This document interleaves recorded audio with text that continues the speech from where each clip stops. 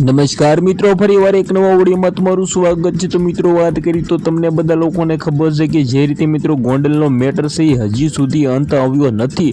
જ્યાં મિત્રો વાત કરી તો દરરોજના દરરોજ નવા ખુલાસાઓ થઈ રહ્યા છે, દરરોજના દરરોજ મિત્રો નવા વિડીયો વાયરલ થઈ રહ્યા છે। હવે કયો વિડીયો વાયરલ થયો છે, શું સમાચાર મળી રહ્યા છે, બધી વિગત આગળ તમને જણાવવા જઈ રહ્યો છું। પણ એની પહેલા ચેનલમાં પહેલી વાર આવ્યો તો ભાઈઓ વિડીયોને બંને એટલું શેર કરીને સબસ્ક્રાઇબ કરવાનું ભૂલતા નહીં।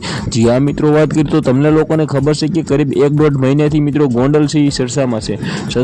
સરસામાં રહેવાનું ખાસ કારણ તો ઓલરેડી તમને બધા લોકોને ખબર પડી જ ગઈ છે, કારણ કે ભાઈ જયરાજભાઈ જાડેજા જે આ વાત કરી તો રાજકુમાર જાટને લઈને મિત્રો વાત કરી તો ત્યારબાદ આપણે પાટીદાર સમાજ હોય કે ક્ષત્રિય સમાજ હોય, આ બધાના લીધે મિત્રો ઓલરેડી ભાઈ વાત કરી તો આ ગોંડલ સરસામાં રહ્યું છે।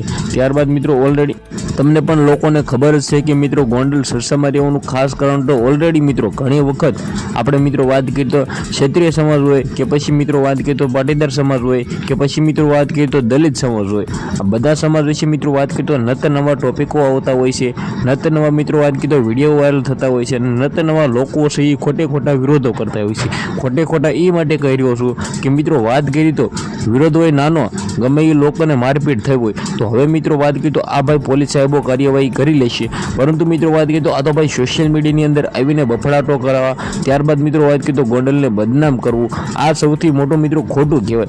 જે આ મિત્રો વાત કીધું જે પણ વિરોધ થયો છે ને મિત્રો એનું ખાસ કારણ તો ઓલરેડી તમને ખબર જ પડી જ ગઈ છે।